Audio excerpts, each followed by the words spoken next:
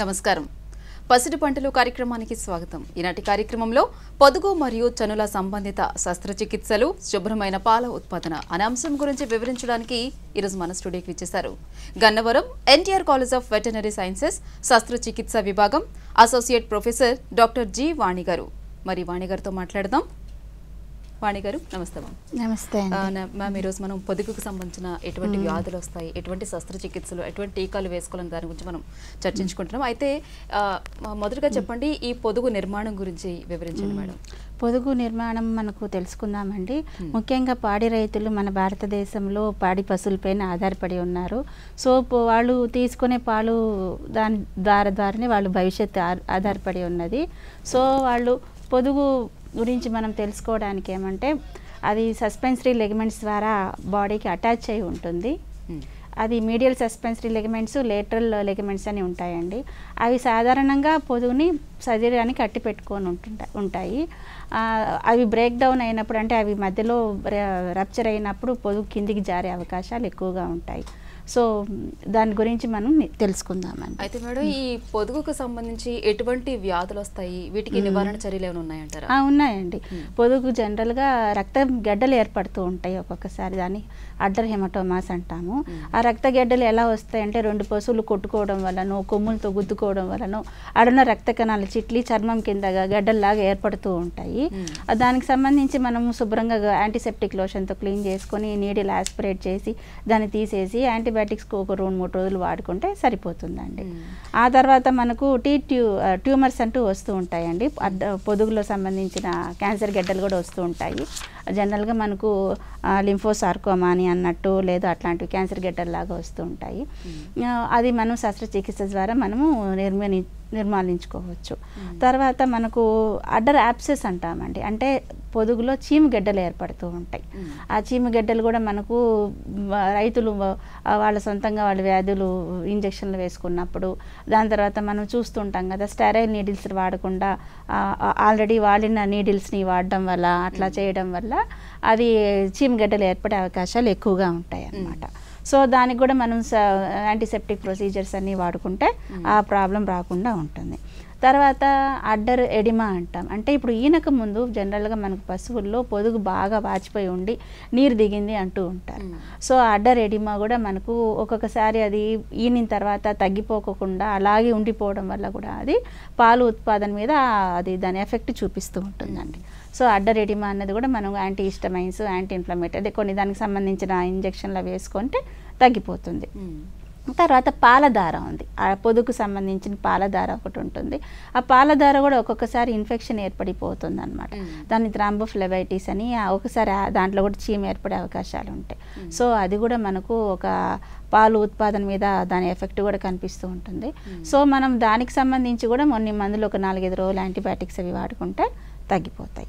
తర్వాత మనకు ఒక్కొక్కసారి పాల దార సరిగ్గా రానప్పుడు రైతులు ఏం చేస్తూ ఉంటారు, వేప పుల్లలు పెట్టడము, ఇది ఇట్లాంటివి ఇయర్ బడ్స్ పెట్టడము, అంటే పాల దార సరిగ్గా రానప్పుడు వాళ్ళు అది రంధ్రం ఏదో వెడల్పు చేయాలని అట్లాంటివి ప్రయోగాలు చేస్తూ ఉంటారు.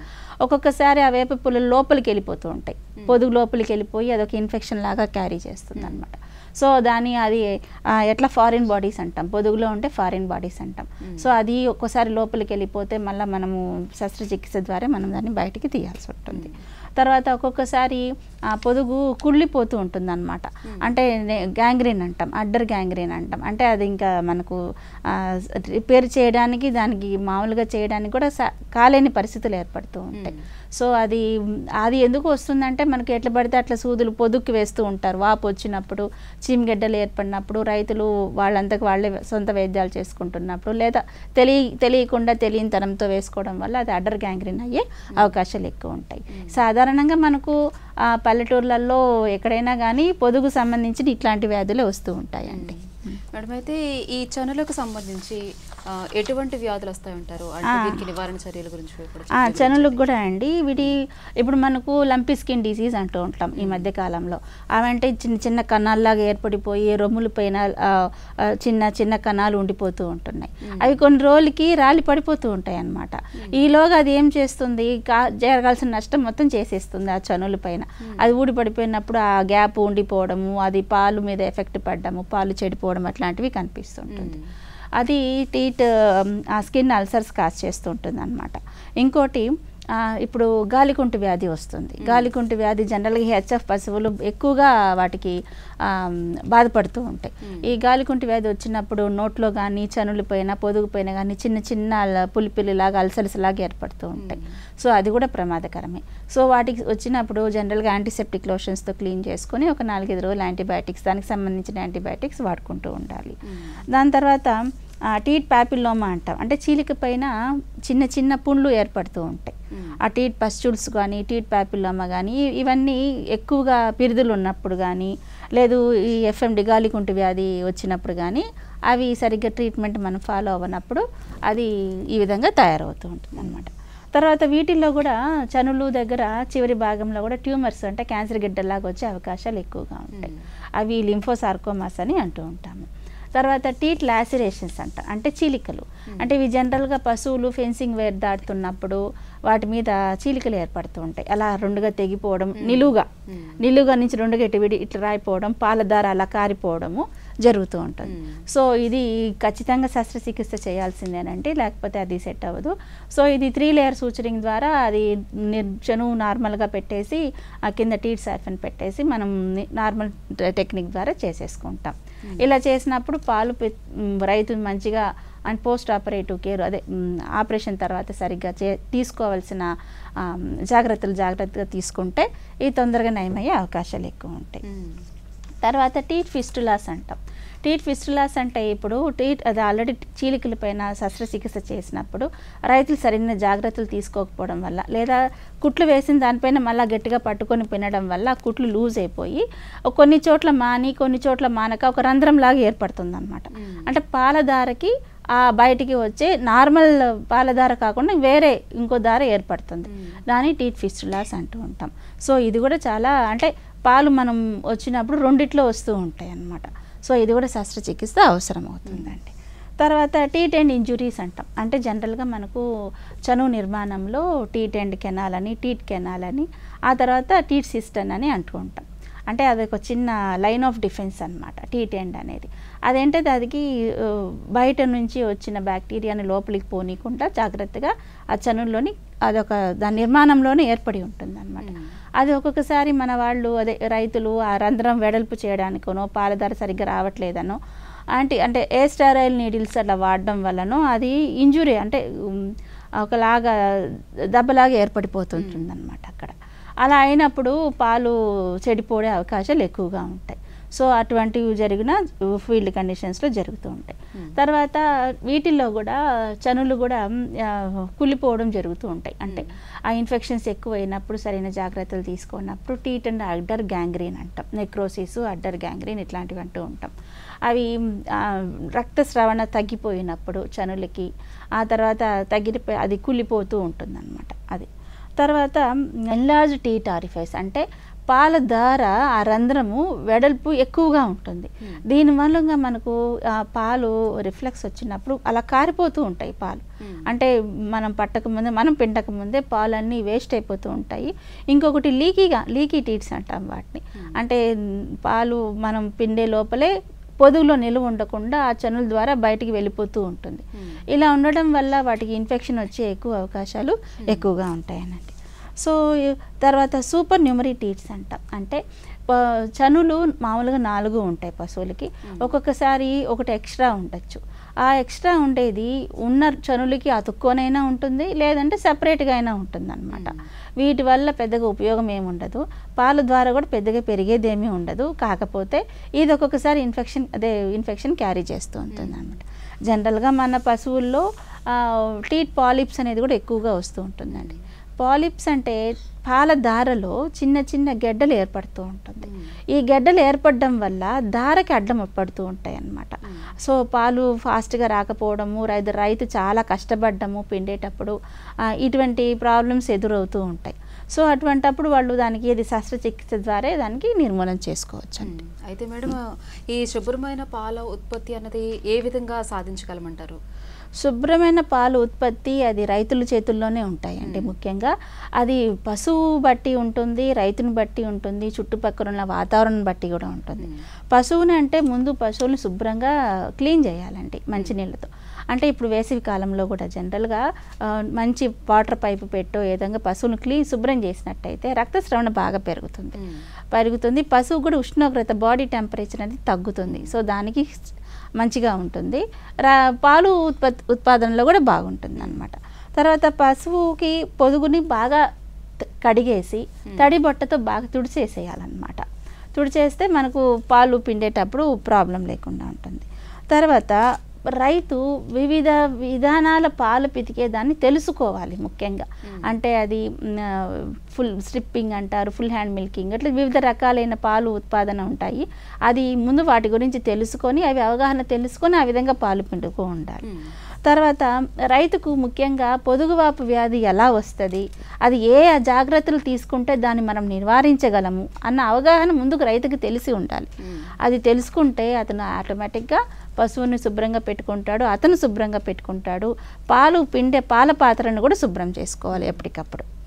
తర్వాత వాతావరణం కూడా శుభ్రంగా ఉండాలి. పశువుని ఎక్కడైతే మనం నిలబెట్టి ఉంటామో ఆ వాతావరణం కూడా శుభ్రంగా ఉండాలి.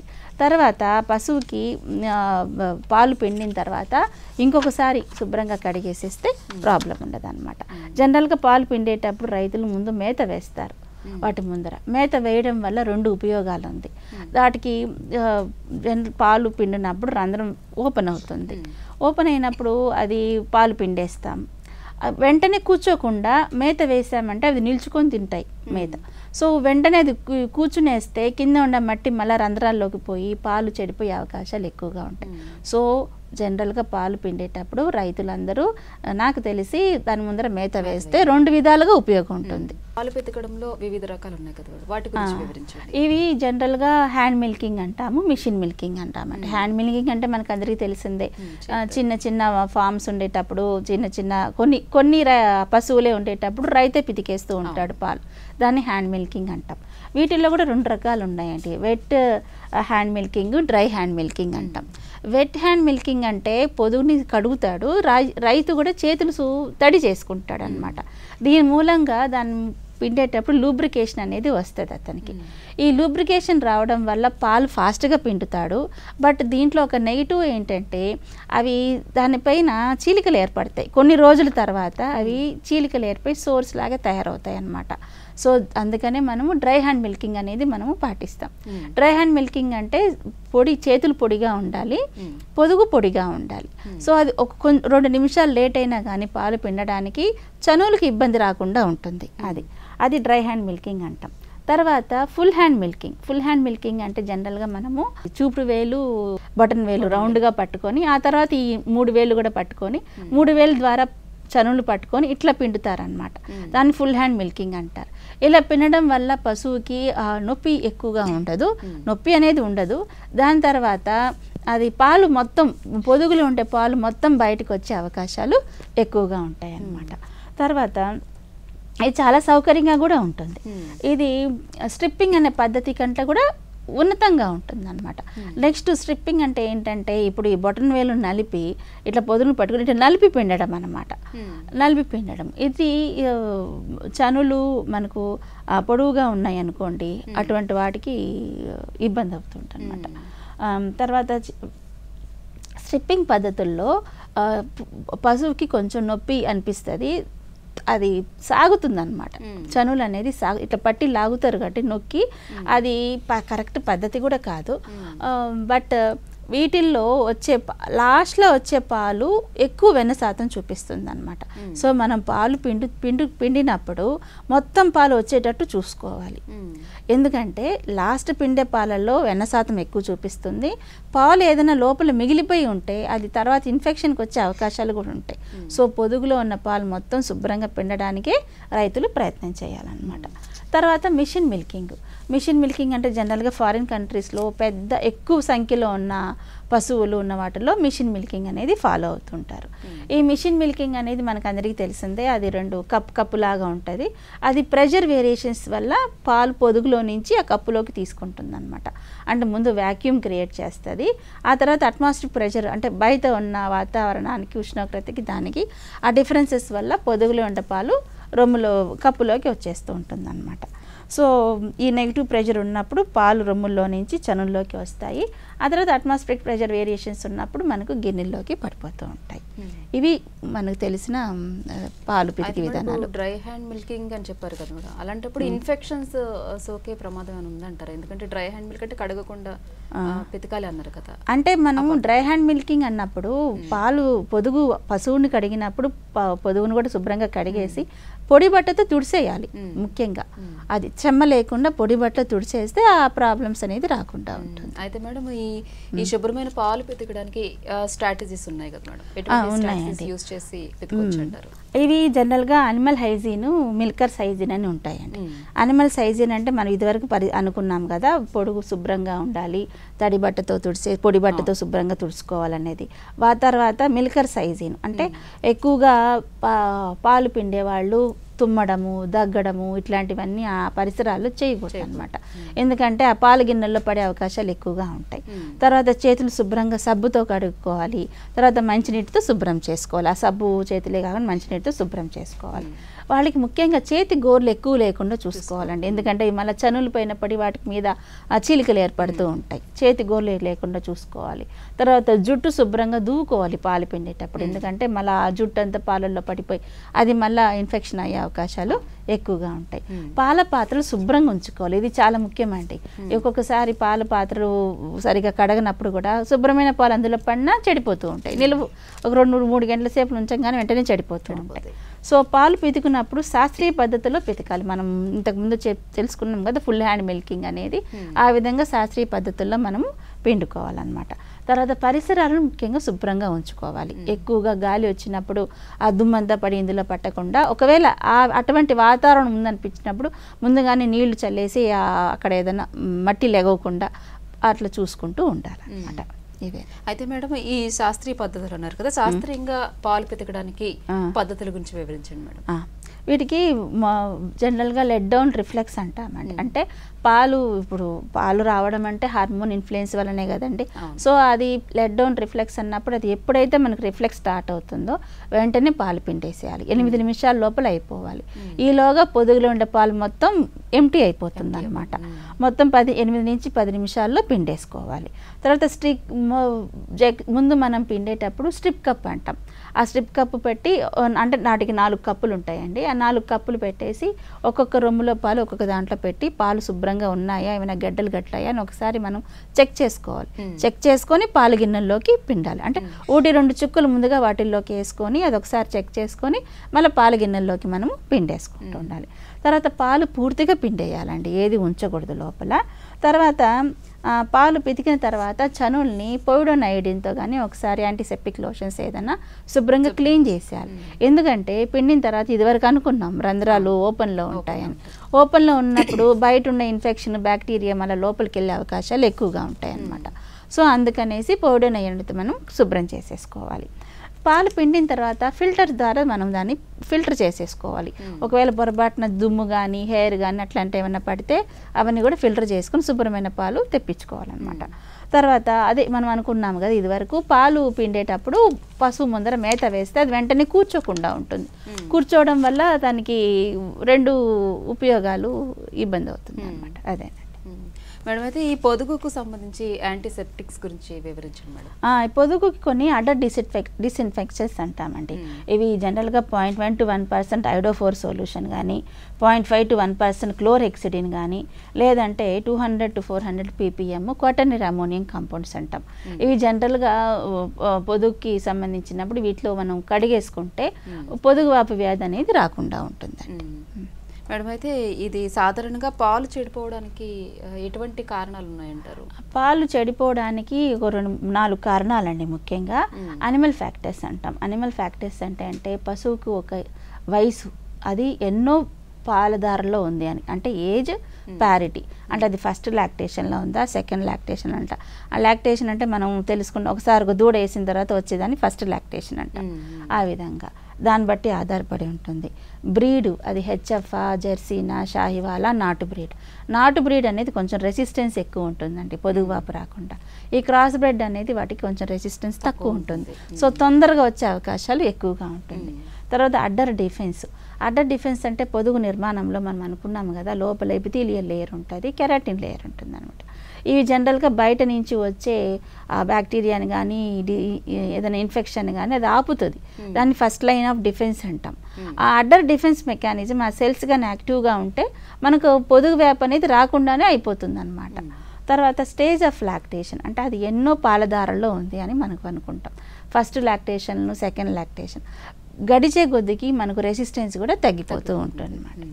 అడ్డర్ కన్ఫర్మేషన్ అంటే ఇప్పుడు పొదుగు నిర్మాణంలో చనులు ఉంటాయి, కొన్నిటికి పొడవు చనులు ఉంటాయి, కొన్నిటికి చిన్న చిన్న చనులు ఉంటాయి. సో అడ్డర్ కన్ఫర్మేషన్ బట్టి కూడా మనకు అది పాలు చెడిపోయే అవకాశాలు ఉన్నాయా లేదా అని కూడా మనము చెప్తూ ఉంటాం. జనరల్గా రైతులు పశువులు కొనేటప్పుడు ఇవన్నీ గమనించుకోవాలి. ఇవన్నీ గమనించుకొని అది ఏ వయసులో ఉంది, అది క్రాస్ బ్రెడ్డా, అది ఎన్నో లాక్టేషన్లో ఉంది, ఆ పొదుగు నిర్మాణం ఎలా ఉంది, ఇవన్నీ చూసి వాళ్ళు తెలుసుకుంటే వాళ్ళు పాలు ధారణలో వాళ్ళు పొదుగు వ్యాధి నివారించడానికి ఎక్కువ అవకాశాలు ఉంటాయి అన్నమాట. తర్వాత డ్రై పీరియడ్ ఉంటాయి. డ్రై పీరియడ్లో అంటే మనకు ఇప్పుడు పాలు పిండేస్తాము, అనిమలు చూడిదవుతుంది, చూడిదైనప్పుడు పాలు ఆగిపోతుంది, అది డ్రై పీరియడ్ అంటాం. జనరల్గా డ్రై పీరియడ్లో మనము ఒక డిస్ఇన్ఫెక్టెంట్ లాగా దానికంటే వేసేసుకుంటే అది తర్వాత ఈనినప్పుడు ఇన్ఫెక్షన్ అనేది తగ్గిస్తుంది అనమాట. ఆ విధంగా మనం చేసుకోవచ్చు. తర్వాత T10 ఇంజురీస్, ఇదివరకు అనుకున్నాము కదా, ఆ పాలధార రంధ్రం కానీ వెడల్పోయినప్పుడు అక్కడ ఏదైనా గాయమైనప్పుడు ఈ కింద నుంచి ఇన్ఫెక్షన్ వెళ్ళే అవకాశాలు ఎక్కువగా ఉంటాయి. సో ఇటువంటివన్నీ కూడా దానికి రాకుండా మనం చూసుకోవచ్చు. తర్వాత ఎన్విరాన్మెంటల్ ఫ్యాక్టర్స్ అంటే వాతావరణము, చుట్టుపక్కల ఉన్న వాడికి నుంచి సంబంధించి. హౌసింగ్ అంటే అవి మనం పశువుల్ని ఎటువంటి షెడ్లలో పెట్టాం అంటే 2-3 ఉండేటి ఇంటి పాకలను ఎక్కడో వెనుక పెట్టేసుకుంటారు. కొన్ని ఎక్కువ 10 పశువులు అట్లా ఉన్నాయి అనుకోండి, అవి వాటికి షెడ్ ఎట్లా కట్టారు, అది నిర్మాణం ఎలా ఉంది, అది వాటికి సంకూలంగానే ఉన్నాయా లేదా. తర్వాత హైజీన్ అంటే చుట్టుపక్కల పరిసరాలు శుభ్రంగా ఉన్నాయా లేదా. తర్వాత వాటికి పెట్టే మేత, ఇవన్నీ మనకు ఎన్విరాన్మెంటల్ ఫ్యాక్టర్స్ కింద వస్తాయి అన్నమాట. తర్వాత ప్యాథోజెనిక్ ఫ్యాక్టర్స్ అంటే type of organisms, virulent factors అంటాం. అంటే ఇప్పుడు రైతు ఒక ప్రదేశంలో నుంచి ఇంకో ప్రదేశంలోకి పశువులు కొనుగోలు తీసుకొని వచ్చి పెట్టుకుంటూ ఉంటాడు. సో అక్కడ ఉన్న వాతావరణంకి వాటికి ఉన్న ఇన్ఫెక్షన్కి ఎటువంటి ఇబ్బందులు ఉంటాయి, ఇక్కడున్న వాటికి ఎట్లా ఉంటాయి, సో అటువంటివి కూడా ఆయన కన్సిడర్ చేసుకోవాలన్నమాట. జనరల్గా ఈ పాలు జడిపోవడానికి కారణాలు ఈ animal factors, environmental factors, pathogenic factors అని అంటూ ఉంటాం. మేడం, అయితే ఈ పొదుగు వాపు వ్యాధి ఎన్ని రకాలు అంటారు, వాటి గురించి వివరించండి మేడం. పొదుగు వాపు వ్యాధి అనేది మనకు clinical mastitis, sub clinical mastitis, acute, peracute, chronic ఇట్లాంటివన్నీ అనుకుంటూ ఉంటాం. పరాక్యూట్ మాస్టైటిస్ అంటే మనకు పొద్దున పాలు బాగానే ఉంటాయి, సాయంత్రానికల్లా పాలు చెడిపోయి పొదుగు బాగా వాపు వచ్చేసి నల్లగా కందిపోవడము ఇట్లాంటివి జరుగుతూ ఉంటాయి అన్నమాట. జనరల్గా ఇది పాము కాటు వల్లనో, వేరే ఏదైనా స్టింగ్ బైట్ వల్లనో, లేదు బాడీలో ఉండే ఏదైనా జబ్బు వల్లనో, ఎండోటాక్సిన్స్ ఎక్కువ అవడం వల్లనో ఆ విధంగా జరుగుతూ ఉంటాయి. ఇది వచ్చినప్పుడు జ్వరం విపరీతంగా పెరుగుతుంది పశువుకి, సో అది మనం గమనించుకోవాలి. పరాక్యూట్ మాస్టైటిస్ అనేది చాలా ప్రమాదకరం. అది హై ఎండ్ యాంటీబయాటిక్స్ వాడినా ఒక్కొక్కసారి తగ్గుతాయి, ఒక్కొక్కసారి తగ్గకపోవచ్చు అనమాట.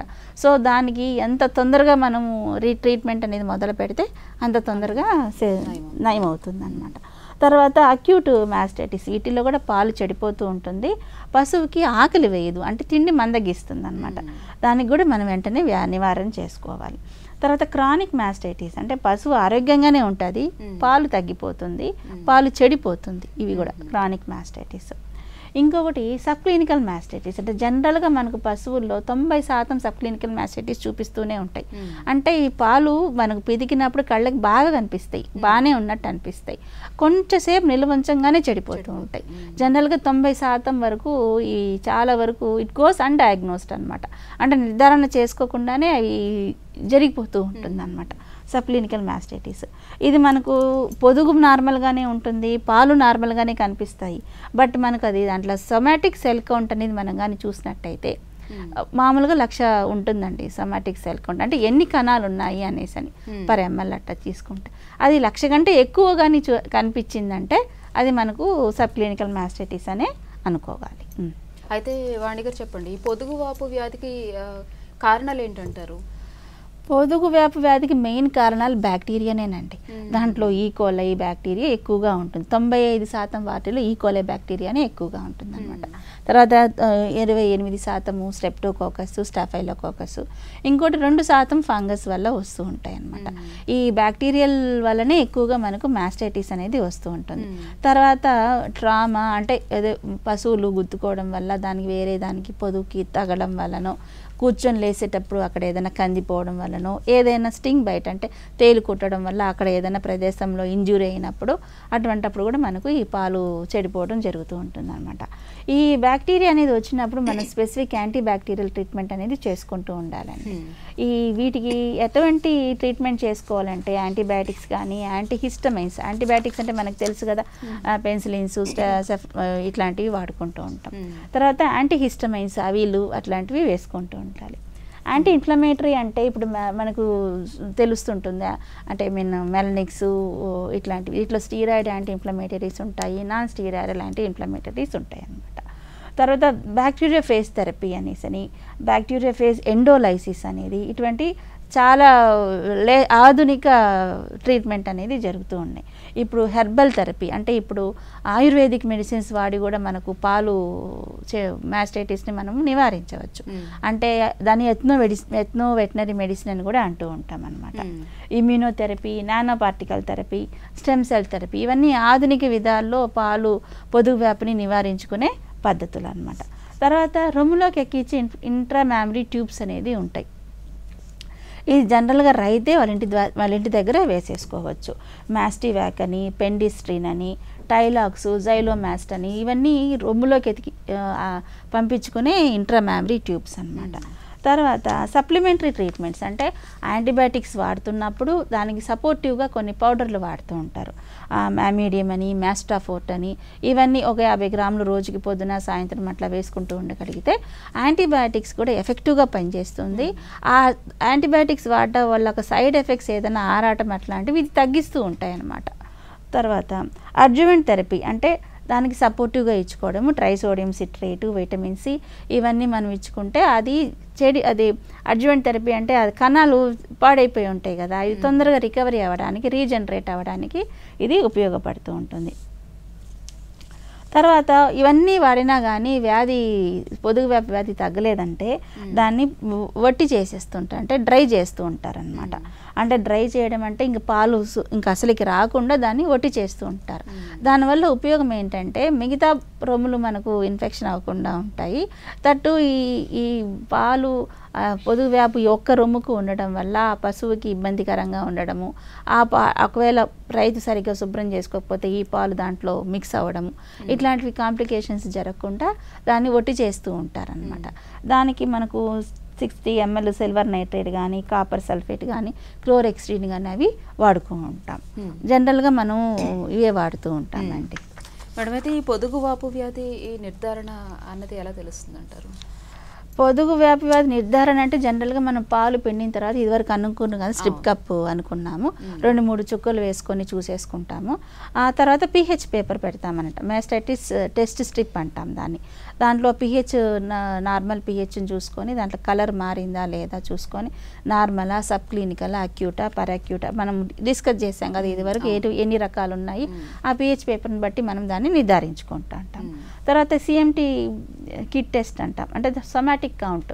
ఇప్పుడు 1,00,000 కంటే ఎక్కువగా ఉన్నింది అనుకోండి, అది పాలు చెడిపోయినట్టు లెక్క వస్తుంది. తర్వాత లాక్టేట్ డీహైడ్రేనేజ్ టెస్ట్ అంటే ఎంజైమ్, లాక్టేట్ డీహైడ్రేనేజ్ అనేది ఒక ఎంజైమ్, అది పాలల్లో ఎంత శాతం ఉంది దాన్ని బట్టి అది తగ్గిందా ఎక్కిందా దాన్ని బట్టి పాలు చెడిపోయినా లేదా మనం చూసుకుంటామంట. తర్వాత ఎలక్ట్రికల్ కండక్టివిటీ టెస్ట్ అంటే కరెంటు పద్ధతి ద్వారా కూడా ఇది పాలు చెడిపోయిందా లేదా అని మనం నిర్ధారించుకోవచ్చు. నార్మల్ పాలల్లో అయితే 4 to 5 ఉంటాయన్నమాట ఒక సెంటీమీటర్కి, ms/cm. సో ఈ కరెంట్ ఎలక్ట్రికల్ కండక్టివిటీ ద్వారా కూడా మనము పాలు చెడిపోయిందా లేదా అని నిర్ధారించుకోవచ్చు. అయితే మేడం, ఈ అధునాతన పద్ధతిలో ఈ పొదుగు వాపు నిర్ధారణ పద్ధతి గురించి మామూలుగా మనకు వచ్చే కండిషన్లో మనం ఇదివరకు తెలుసుకున్నాము యాంటీబయాటిక్స్, యాంటీ ఇన్ఫ్లమేటరీస్ ఏమేం మందులు వాడుకోవాలని. ఇప్పుడు అధునాతికగా మనకు ఇన్ఫ్లమేటరీ మార్కర్స్ అనేది కొత్తగా వస్తుందన్నమాట. అంటే బయోమార్కర్స్, ఇన్ఫ్లమేషన్ రిలేటెడ్ బయోమార్కర్స్.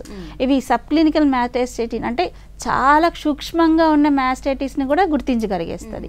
అంటే దీనివల్ల రైతుకి ఏంటి ఉపయోగం అంటే ఇన్ఫెక్షన్ తక్కువగా ఉండేటప్పుడే కరెక్ట్ మందులు వాడుకుంటాడు, అది ఇన్ఫెక్షన్ ఎక్కువ అవ్వకుండా దాన్ని నివారించుకోగలుగుతాడు.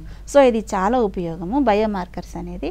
తర్వాత హెప్టాడిన్ కాన్సన్ట్రేషన్ అంటే ఇంక్రీజ్డ్ హెప్టాడిన్ కాన్సన్ట్రేషన్ అనేది ఎక్కువ ఉందా లేదా అని నిర్ధారించుకోవచ్చు అనమాట. తర్వాత ఎలక్ట్రానిక్ టంగ్ అంటే ఇది కెమికల్ అసెస్ అనమాట, ఎలైజా టెస్ట్ లాగా అనమాట. అది ఒక సెన్సార్ని బట్టి ఉంటుంది. అంటే పాలల్లో సోడియము, క్లోరిన్, పొటాషియం అయాన్స్ ఉంటాయి కదా, ఆ అయాన్స్ని బట్టి ఇది ఎక్కువైందా తక్కువైందా దాన్ని బట్టి కూడా అయాన్స్ లెవెల్ని బట్టి కూడా అది పాలు మంచి పాల అంటే పొదుగువాపు వ్యాధి పాల అన్నది నిర్ధారించుకోవచ్చు అనమాట. ఇవేనండి జనరల్గా ఆధునిక పద్ధతులు. అయితే మేడం ఈ పాలు క్వాలిటీ తగ్గిపోవడానికి ముఖ్య కారణాలు ఏంటంటారు? ముఖ్య కారణాలు ఇప్పటి వరకు మనం అనుకున్నాం పశువు శుభ్రంగా ఉండాలి, శుభ్రం లేనప్పుడు అది పొదుగు సరిగ్గా లేనప్పుడు జనరల్గా మాస్టైటిస్ వచ్చే అవకాశాలు ఉంది. ఆ తర్వాత పశువులు నిలిచి ఉన్న ప్రదేశము, అవి చుట్టూ ఉన్న ప్రదేశము అవి శుభ్రంగా ఉండాలి. జనరల్గా పశువులు అన్నాక పేడ ఉంటుంది, సో అవన్నీ శుభ్రం చేసుకోవాలి. చుట్టుపక్కల కుక్కలు గిక్కలు తిరగకుండా అవన్నీ చూసుకుంటూ ఉండాలి. తర్వాత పాలు పితికి ఉన్న మనిషి శుభ్రత మనం ఇదివరకు అనుకునిందే. శానిటరీ ప్రాక్టీసెస్ అనేది చక్కగా ఫాలో అవ్వాలి. అదే మనం అనుకున్నాం కదా, చేతులు శుభ్రంగా కడుక్కొని పాలు పిండుకోవాలని. పాల పాత్ర కూడా శుభ్రంగా ఉండాలి, వాతావరణం శుభ్రంగా ఉండాలి. మనం ఏవైతే ఇవన్నీ పాటించగలుగుతామో అప్పుడే శుభ్రతమైన పాలు మనం తీసుకోగలుగుతాం. అయితే మేడం ఈ డ్రైకోథెరపీ అంటే ఏంటి మేడం? డ్రైకోథెరపీ అనేది చాలా ముఖ్యమైనదండి. ఇది కూడా మనకు చాలా వరకు రైతులకి తెలియదు కూడా. ఇది వాడడం వల్ల, ఇది పాటించడం వల్ల పొదుగు వ్యాప్ అనేది చాలా వరకు నిర్ధారించుకోవచ్చు అనమాట. ఇది కొత్తగా మనం ప్రాక్టీస్లో పెడుతున్నాము. అంటే పాలు ఒట్టిపోయినప్పుడు, పశువు చూలు ఉన్నప్పుడు పాలు ఒట్టిపిచ్చేస్తారు కదా, అంటే 5-6 నెలలు చూలు ఉండేటప్పుడు పాలు ఆగిపోతాయి. ఆగిపోయిన పాలు కొంచెం కొంచెంగా ఉండి పొదుగులోనే ఉండిపోయి అది ఎక్కువగా కాన్సన్ట్రేషన్ అయిపోయి అది నెక్స్ట్ ఈనినప్పుడు అది పొదుగు వ్యాధిగా నిర్ధారణ పడుతూ ఉంటుంది అన్నమాట. జనరల్గా మనం దీనికి ఏం చేస్తూ ఉంటామే, సీలెంట్స్ అంటాం. అంటే ఒక ఆ రంధ్రం నుండి బయటికి పాలు అనేది బయట నుంచి లోపలికి వెళ్ళకుండా, ఇప్పుడు మనం సెలోఫిన్ టేప్ వేసి ఎట్లా ప్యాక్ చేసి దాని సీలెంట్స్ అని ఎలా అంటామో ఆ విధంగా వీటిల్లో కూడా ఎక్స్టర్నల్ సీలెంట్స్, ఇంటర్నల్ సీలెంట్స్ అని వస్తూ ఉంటాయి అన్నమాట. దీనికి మనం ఏం చేస్తామంటే ఇది 2 రకాలండి, సెలెక్టివ్ డ్రైకోథెరపీ అండ్ బ్లాంకెట్ డ్రైకోథెరపీ అంటాం. అంటే ఇప్పుడు ఒక రొమ్మే జడిపోయింది అనుకోండి, దాని లోపలికి ఆ సీలెంట్ అనేది లోపలికి ఎక్కిచ్చేస్తాం. అది ఎక్కించినప్పుడు ఏం చేస్తుంది, చనులు రంధ్రాన్ని క్లోజ్ చేసేస్తుంది అనమాట. చేసినప్పుడు బయట నుంచి ఇన్ఫెక్షన్ లోపలికి వెళ్లకుండా చక్కగా ప్రొటెక్షన్ ఇస్తూ ఉంటుంది. ఒకవేళ 4 చనులు రొమ్ము మొత్తం పాడైపోయినాయి అనుకోండి, దాన్ని బ్లాంకెట్ డ్రైకోథెరపీ అంటాం. అంటే 4గిట్లోకి ఇస్తామన్నమాట. ఇచ్చినప్పుడు అది చాలా వరకు 90% వరకు పొదుగువాపు వ్యాధి రాకుండా నివారణ చేస్తూ ఉంటుంది అనమాట. అదేనండి మేడం. అయితే ఈ పొదుగువాపు వ్యాధికి ఈ ఆయుర్వేద పద్ధతి ఏమైనా ఉందా అంటారు? అంటే ఇది ఎథ్నో మెడిసిన్? అవునండి, ఎథ్నో మెడిసిన్ అనేది మనం కూడా ఇప్పటి వరకు ఎక్కువ ఇంగ్లీష్ మందులు వాడడం వల్ల కడుపులో ఆరాటం ఉండడము ఇటువంటి సైడ్ ఎఫెక్ట్స్ మనం చూస్తూ ఉన్నాము. పశువుల్లో కూడా పొదుగువాపు రాకుండా ఎథ్నో వెటనరీ మెడిసిన్స్ అని అంటున్నాము. ఇవి జనరల్గా మన ఇంటి పెరట్లో పెంచుకునే అలోవెరా కానీ, నిమ్మకాయలు కానీ, పసుపు కానీ, తర్వాత ఇవి లైమ్ అంటాం కదా, సున్నము, తర్వాత బెల్లము, కరివేపాకు, వీటితో కలిసి మనం ముద్దగా చేసుకొని ఏదైనా పశువులకి పెడుతూ ఉంటే అవి కూడా కొంచెం ఈ పొదుగు వ్యాధి తగ్గే అవకాశాలు ఎక్కువగా ఉంటుందంట. జనరల్గా ఆయుర్వేదిక్ ట్రీట్మెంట్ మనం దీంతో కలుపుకుంటూ ఉన్నాం అనమాట. దాన్ని ఎథ్నో వెటనరీ మెడిసిన్స్ అంటూ ఉంటాం. దీని మూలంగా కూడా మనకు పొదుగు వ్యాధి వచ్చే అవకాశాలు చాలా తగ్గిపోతూ ఉంటాయి. అయితే మరి ఈ పొదుగువాపు వ్యాధి రాకుండా వ్యాక్సిన్లు ఏమైనా ఉన్నాయంటారా? ఉన్నాయండి. పొదుగువాపు వ్యాక్సిన్స్ అనేది ఈ మధ్య కొత్తగా మార్కెట్లోకి వస్తూ ఉన్నాయి.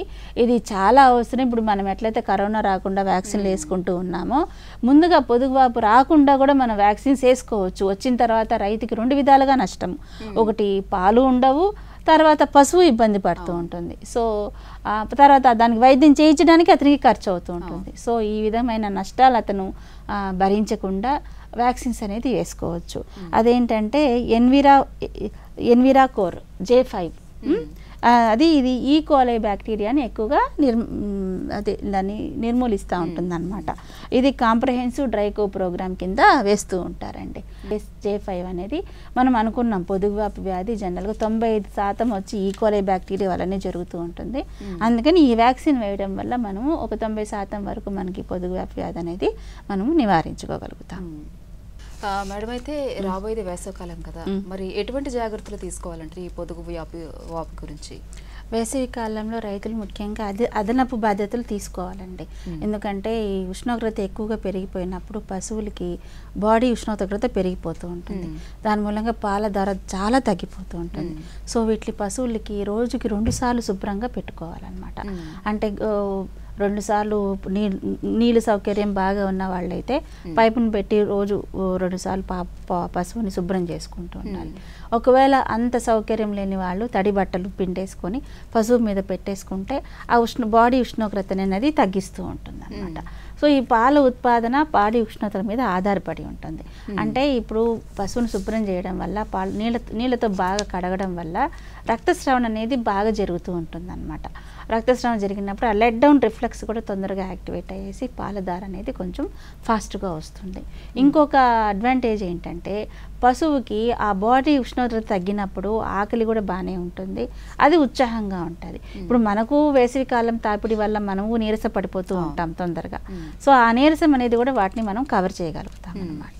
అయితే మేడం, ఈ ఈనెన పశువుల్లో ఎటువంటి జాగ్రత్తలు తీసుకోవాలంటారు? ముఖ్యంగా ఈనెన పశువులు చాలా జాగ్రత్తలు తీసుకోవాలండి. ఎందుకంటే అవి అప్పుడే లేతగా లేగదూడలు ఉంటాయి. లేగదూడలకి పాలు తీసుకోవడం వాటికి కొత్తగా ఉంటుంది. సో ఈ జనరల్గా కాట్లు ఏర్పడుతుంది, వాడు చనుల పైన అవి కొరుకుతున్నప్పుడు వాటికి గాయాలు ఏర్పడుతూ ఉంటాయి అన్నమాట. అది పశువుకి కొంచెం నొప్పిగా కూడా ఉంటూ ఉంటుంది. సో ఈ రైతు జనరల్గా దూడని దగ్గరికి తీసుకొని వెళ్ళి చనులు దాని నోట్లో పెట్టేసి మంచిగా పిండటం అలవాటు చేస్తూ ఉంటాడు. ఈయన పశువుల్లో జనరల్గా అడ్డరెడిమా అనేది ఎక్కువగా ఉంటుంది అనమాట. అంటే తొలిచూర్లట్లో ఇంకా ఎక్కువగా కనిపిస్తూ ఉంటుంది. అంటే పొదుగు నుంచి బొడ్డు వరకు బాగా నీరు చేరిపోయి బాగా ఉబ్బినట్టు అనిపిస్తూ ఉంటుంది. సో దీని మూలంగా బరువు అనిపిస్తుంది పశువుకి, పొదుగు కూడా బరువు అనిపిస్తుంది, ఎక్కువగా కూర్చోవడానికి ప్రయత్నం చేస్తూ ఉంటుంది అనమాట. ఇలా ఉన్నప్పుడు దానికి మనకు చాక్ పీస్ పౌడర్, నిమ్మకాయ పిండి వేసుకొని వాటికి పట్టించేసుకుంటాము. తర్వాత యాంటీ డయాబెటిక్స్ అనేది, లాసిక్స్ అనేది, anti inflammatory, anti histamines, anti Avil అట్లాంటివి, యాంటీ ఇన్ఫ్లమేటరీ మెల్నిక్స్, కీటోప్రోఫెన్ ఇట్లాంటి ఇంజక్షన్లు వేసుకుంటూ కలిగితే వాటికి అడ్డర్ ఎడిమా అనేది తగ్గిపోతుంది అనమాట.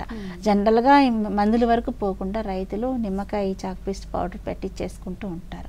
సో ఇది నీరుని బాగా పీల్చేస్తుంది, పీల్చేసి అడ్డర్ ఎడిమా అనేది తగ్గిస్తూ ఉంటుంది అనమాట.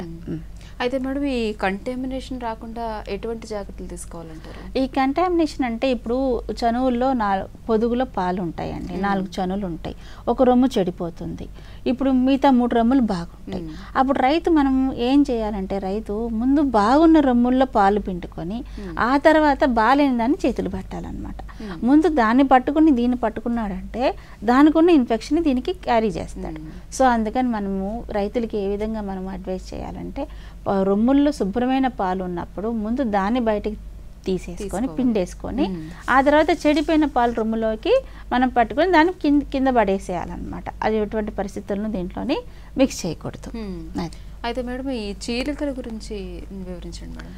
ఈ చీలికలు రొమ్ములపైన ఉన్న చీలికలు సాధారణంగా పశువులు గాయం చేసుకుంటూ ఉంటాయి. అంటే కొంచెం ఎవరైనా బెదిరగొట్టినప్పుడు పరిగెత్తడం వల్లనో, లేదంటే ఒక ఫెన్సింగ్ వేరు దాటడం వల్లనో, లేదంటే గబుక్కుని కూర్చొని కొన్ని పొదుగుల్లో కొన్ని పశువుల్లో ఏమవుతుందంటే మనం ఇదివరకు అనుకున్నాం కదా సస్పెన్సరీ లిగమెంట్స్ ఉంటాయి, లేటరల్ మీడియల్ ఉంటాయి అనేసి. అవి లేటరల్ సస్పెన్సరీ లిగమెంట్స్ అనేది రప్చర్ అయినప్పుడు ఆ పొదుగు అనేది గిట్టెల వరకు జారిపోతుంది అనమాట.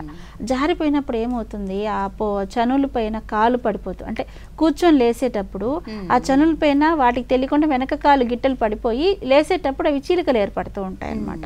సో అటువంటి పరిస్థితులు వచ్చినప్పుడు పెద్ద గుడ్డ తీసుకొని బట్ట తీసుకొని పై వరకు కట్టేసి అది కిందికి జారిపోకుండా, అంటే పాలు పిండేసిన తర్వాత ఆ పొదుగును పైకి ప్రెషర్ ఇచ్చి పైకి కట్టాలన్నమాట. అలా కట్టేసుకుంది. ఇట్లా శస్త్రచికిత్సలో పెద్ద ప్రాముఖ్యత ఏమీ ఉండదు అనమాట. అలా కట్టేసుకోవడం వల్ల ఆ పొదుగు కిందికి జారిపోకుండా ఉంటుంది, ఆ చీలికలు కూడా ఏర్పడకుండా ఉంటుంది. ఆ చీలికలు ఏర్పడిందంటే ఆటోమేటిక్గా పాలు చెడిపోయే అవకాశాలు కూడా ఎక్కువగా ఉంటాయి. మేడం, అయితే ఈ అడ్డర్ ఫైబ్రాయిడ్స్ అంటే ఏంటి మేడం? అడ్డర్ ఫైబ్రాయిడ్స్ అనేది జనరల్గా మనకు పాలు చెడిపోయినప్పుడు పొదుగువాపు వ్యాధి ఎక్కువ రోజులు ఉండింది అనుకోండి. మనం ఇదివరకు అనుకున్నాం sub clinical mastitis, chronic, acute, per acute అని డిస్కస్ చేశాం కదా. క్రానిక్ మాస్టైటిస్ అంటే ఎక్కువ రోజులు ఉంటుంది అనమాట, పాలు చెడిపోతూనే ఉంటుంది, ఎక్కువ రోజులు ఇబ్బంది పెట్టు ఉంటుంది. సో అది విపరీతమైన మందులు వాడడం వల్లనో లేదు అడ్డర్కి ఆ పొదుగుకి నేరుగా ఇంజక్షన్లు వేయడం వల్లనో అది బాగా గట్టి పడిపోతూ ఉంటుంది అనమాట. అది గట్టిగా అయిపోయి ఫైబ్రోసిస్ అంటే ఇప్పుడు ఫైబ్రస్ టిష్యూస్ ఎక్కువగా డెవలప్ అయిపోయి ఒక క్యాన్సర్ గడ్డల్లాగా కూడా తయారయ్యే అవకాశాలు ఎక్కువగా ఉంటుంది. ఈ అడ్డర్ ఫైబ్రోసిస్ అంటాం. అటువంటి పొదుగుల్లో నార్మల్ అయ్యే అవకాశాలు చాలా తక్కువ అండి. సో వాటికి అటువంటప్పుడు మనం వాటికి ఒక్కొక్కసారి హైనైడేజ్ అంటే హైలరోనిడేజ్ అనేది ఎంజైమ్ అనమాట. అది యాంటీ ఫైబ్రోలైటిక్ యాక్టివిటీ, అంటే ఫైబ్రోసిస్ అనేది కొంచెం తగ్గిస్తుంది. అది కావాలంటే మనం ప్రయత్నం చేసుకోవచ్చు హైనైజ్ అనేది. ఈ హైనైడేజ్ వాడటం వల్ల కూడా ఆ ఫైబ్రోసిస్ అనేది మనం తగ్గించుకునేస్తే, కానీ చాలా వరకు ఇది మనం శుభ్రమైన పరిసరాలు ఏర్పడుకోవడం వల్ల ఇవి నివారించుకోవచ్చండి. మేడం, అయితే చివరిగా చెప్పండి, మీరు ఇచ్చే ఈ పొదుగు వాపు గురించి రైతులకు మీరు ఎటువంటి సలహాలు సూచనలు ఇస్తారు? పొదుగువ్యాపు వ్యాధి అనేది రైతులకి చాలా ముఖ్యమైన అంశము, వాళ్ళు తెలుసుకోవాల్సిన అంశము. సాధారణంగా మన రైతులందరూ పాడి పశువులపైన ఆధారపడి ఉన్నారు. వాళ్ళకి పశువులకి ఎంత శుభ్రంగా పెట్టుకుంటే వాళ్ళకి అంత శుభ్రమైన పాలు ఉత్పాదన అనేది వస్తుంది. ఈ శుభ్రమైన పాలు ఉత్పాదనకి మనం ఏమేమి చర్యలు తీసుకుంటున్నామో ఇదివరకు అన్నీ డిస్కస్ చేసాం. మనం అనిమల్స్ పశువుల్ని ఎలా ఉంచుకోవాలి, రైతులు ఎలా ఉంచుకోవాలి, గోర్లు కట్ చేసుకోవాలి, జుట్టు పడకుండా చూసుకోవాలి, పశువులను శుభ్రం చేసుకోవాలి, పాల పాత్రలు శుభ్రం చేసుకోవాలి. ఇవన్నీ అంటే మనం కొత్తగా రైతులకి మనం ఈరోజు మనం చెప్పేది ఏమీ లేదు. పాల ఉత్పత్తిలో ఉన్న రైతులు ఆటోమేటిక్గా ఇవన్నీ వాళ్ళు ఫాలో అవుతూనే ఉంటారు. కొంచెం మెలుగులు మనం వాళ్ళకి సపోర్ట్ చేస్తున్నాం అంతే. అంటే ఇది చేయడం వల్ల శుభ్రమైన పాలు అంటే వాళ్ళు మంచిగానే చేస్తూ ఉంటారు, ఇంకొంచెం మంచిగా చేయడానికి మనం ఉపయోగపడుతున్నాం అంతే, పడకుండా. ఎందుకంటే వ్యాధులకి మళ్ళీ వాటికి ఇంజక్షన్లు వేసుకొని వాటి హెల్త్ ఇంకా డిగ్రేడ్ అవ్వకుండా మనం మందులు వాడకుండానే మనం ఏ జాగ్రత్తలు తీసుకుంటే మందులు వాడే అవకాశం రాకుండా ఉంటుందో అది మనం తెలియజేస్తున్నామండి. ఓకే మేడం, ఈరోజు మనము పొదుగు మరియు చనులు సంబంధించిన శస్త్రచికిత్సలు, శుభ్రమైన పాల ఉత్పాదన గురించి చాలా చక్కగా తెలియజేశారు మాకు. వాణి గారు, ధన్యవాదాలు. థ్యాంక్స్ అండి. ఇది ఈనాటి పసిడి పంటలు కార్యక్రమం. మరొక కార్యక్రమంలో మళ్ళీ మీ ముందుంటాం. అంతవరకు సెలవు, నమస్కారం.